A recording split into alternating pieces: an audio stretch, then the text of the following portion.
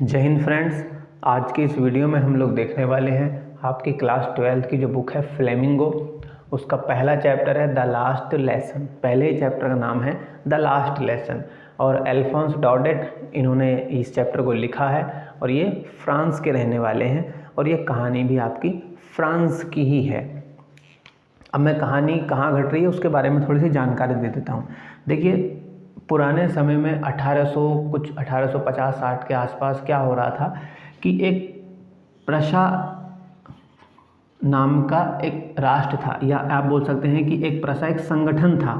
Prussia क्या था? एक संगठन था जिसके अंदर जर्मनी, पोलैंड और ऑस्ट्रिया, ये तीनों देशों को मिलाकर इन तीनों देशों का एक संगठन था जिसका नाम था प्रशा। तो इन्होंने मिलकर जो है फ्रांस पर जो है आक्रमण कर दिया था, उस पर कब्जा कर लिया। समझ रहे हैं बात को? प्रशा एक संगठन था जिसके अंदर ये देश शामिल थे। अब इन्होंने जो है फ्रांस पर आक्रमण कर दिया और फ्रांस को जो अपने कब्जे में ले लिया। तो फ्रांस के जिन जिन हिस्सों को इन्होंने अपने कब्जे में लिया था, तो इन्होंने वहाँ पर अपनी जो नियम कानून है, अपनी जो रणनीतियाँ हैं वो वहाँ पर थोप दी थी। तो उसकी वजह से फ्रांस में क्या क्या घटित हुआ, उसकी शिक्षा पे क्या प्रभाव पड़ा, ये हमें इस कहानी के ज़रिए देखने को मिलता है। सिंपल शब्दों में अगर मैं कहूँ तो जब इन्होंने फ्रांस के ऊपर कब्जा कर लिया तो फ्रांस की शिक्षा पद्धति में क्या परिवर्तन आए उसके बारे में ये कहानी है। समझ रहे हैं बात को? बस यही कहानी है और इसमें ज़्यादा कुछ नहीं है। तो अल्फोंस डॉडेट ने जो है अपनी कहानी लिखी है और इन्होंने एक बच्चा जिसका नाम है फ्रेंज उसका नाम है। अब ये मान लीजिए कि फ्रेंज जो है इनका बचपन का नाम है। तो इन्होंने अपनी कहानी यहाँ पे बताई है। अब कहानी कहाँ से शुरू होती है उसको ध्यान दीजिए। लेखक बता रहे हैं कि मैं सुबह सुबह अपने घर से, मैं छोटा था, लगभग कक्षा 5 मान लीजिए आप कि मैं कक्षा 5 में पढ़ता था, और मैं सुबह सुबह अपने स्कूल के लिए निकला। निकलने के बाद मैंने देखा कि आज मैं जा तो रहा हूँ स्कूल, लेकिन मिस्टर एम हैमेल जो मेरे टीचर हैं, मिस्टर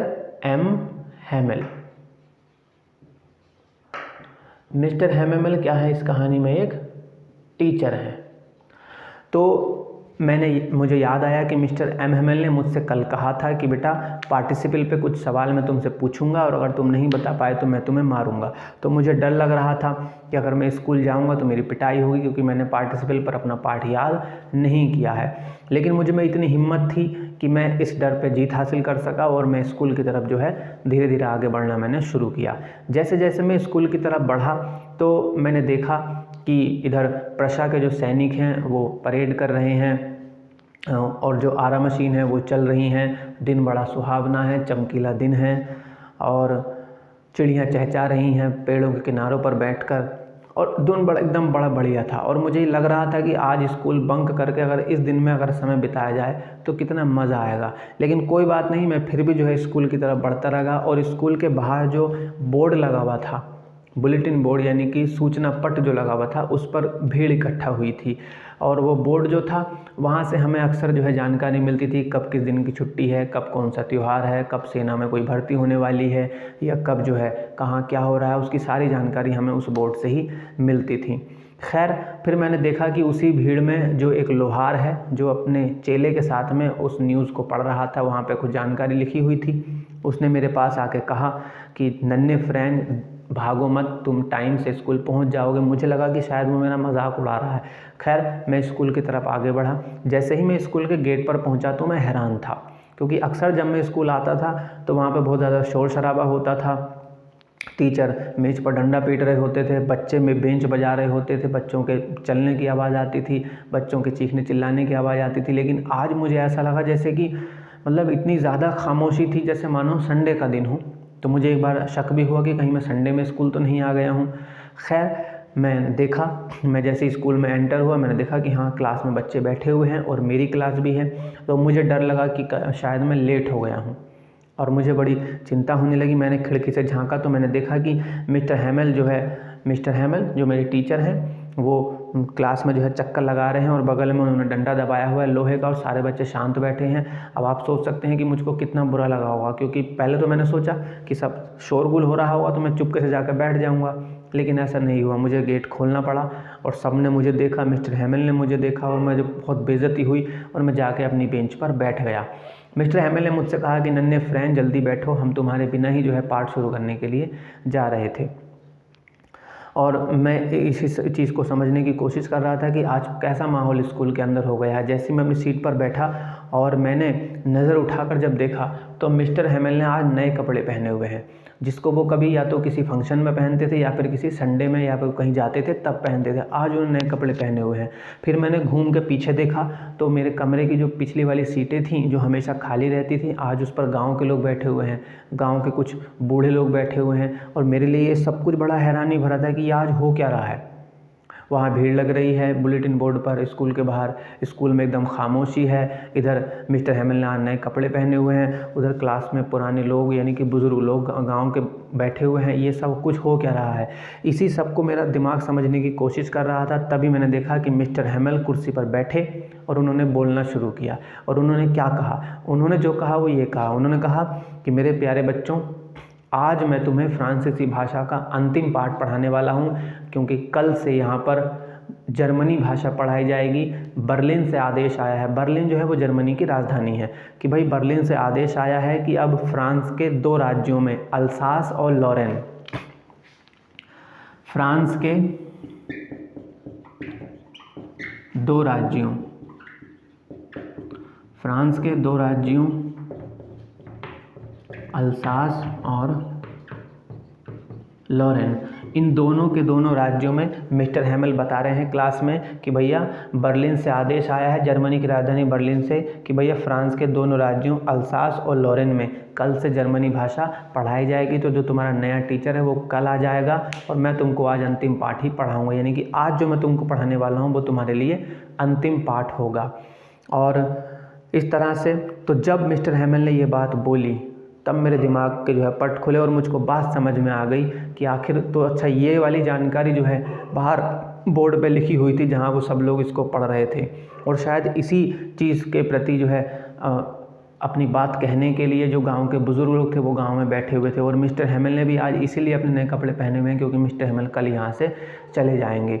तो मैं ये सब कुछ, अब मेरा सब कुछ साफ साफ हो गया था मेरे दिमाग में, और मैं बड़ा हैरान होने लगा कि मुझे बड़ा अजीब लगने लगा, क्योंकि मैं तो अभी फ्रांसीसी भाषा ढंग से लिखना भी नहीं जानता था, मैं तो अभी फ्रांसीसी भाषा को ढंग से बोलना भी नहीं जानता था, और कल से मुझे जर्मनी भाषा पढ़ाई जाएगी जो मुझे बिल्कुल भी नहीं आती है। तो मुझे बड़ा दुख हो रहा था अपने लिए कि ये मैंने क्या कर लिया, मेरे साथ ये क्या हो गया है। मैं हमेशा जो है सोचता था कि कल पढ़ लेंगे कल पढ़ लेंगे, लेकिन ये आज पता नहीं मुझे कैसा होने लगा। तभी मिस्टर हैमिल ने फिर बोलना शुरू किया। मिस्टर हैमिल ने कहा कि देखिए अल्सास के साथ यही दिक्कत है, यानी कि जो घटना घट रही है वो अल्सास में घट रही है, यानी कि फ्रेंड अल्सास के एक स्कूल में गया है पढ़ने के लिए और वहाँ उसके टीचर हैं मिस्टर एम हैमिल। तो मिस्टर हैमिल बताते हैं कि भैया अल्सास के साथ यही दिक्कत है, यहाँ के लोग जो है हमेशा अपनी बात जो है कल पर टालते हैं कि आज करे सो कल, कल करे सो परसों, कर लेंगे यार अभी तो हमें जीना है बरसों। तो ये सब लोग जो है फिलोसफी लेके चलते हैं और कल पर टालते चले जाते हैं। और देखो आज ये कैसा दिन आ गया है, आज तुम्हारी अपनी भाषा ही तुमसे जुदा हो जाएगी, तुम उसको हमेशा के लिए भूल जाओगे। लेकिन याद रखो तुम्हारी अपनी भाषा ही तुम्हारे लिए सब कुछ होती है। कोई भी देश तभी तक गुलाम बनाया जा सकता है जब तक उनकी भाषा को उनको पूरी तरह से मिटा न दिया जाए। इसलिए देखिए जब भी कुछ ऐसा होता है, जब भी कोई देश किसी दूसरे देश पर कब्जा करता है तो उसकी शिक्षा नीति को सबसे पहले ख़राब कर देता है।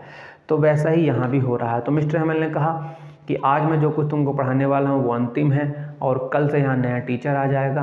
तो ये सारी बात जो है मुझे समझ, यानी कि फ्रेंड मुझे समझ में आने लगी कि ये पता नहीं क्या हो रहा है और सब कुछ चीज़ें जो है बड़ी ख़राब होने लगी। तभी मैंने देखा कि मिस्टर हैमिल ने हमारे लिए कुछ नई नई कॉपियाँ लेकर आए थे, नई पेन लेकर आए थे। उन्होंने हम सब बच्चों को जो है नई नई कॉपियाँ दी और हमने उन पर लिखना शुरू किया।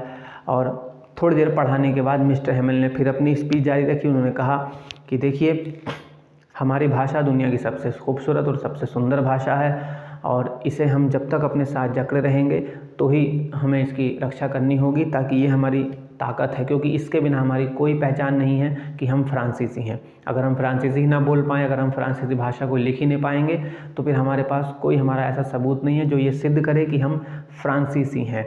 तो इसलिए हमें इस भाषा की रक्षा करनी चाहिए। और अंत में मिस्टर हैमेल जो है उठे और उन्होंने चौक उठाई और बड़े बड़े अक्षरों में जो है फ्रांस जिंदाबाद बोर्ड पे लिखा और अपना सिर इस तरह से लगाते हुए बच्चों से कहा कि तुम यहाँ से चले जाओ, क्योंकि लास्ट में वो रोने लगे थे और वो कह नहीं पाए थे कि बच्चों तुम यहाँ से चले जाओ। और मिस्टर हैमेल को यहाँ पर जो है लगभग 40 साल से वो पढ़ा रहे हैं, और लेकिन आज जो है सब कुछ ख़त्म हो जाता है।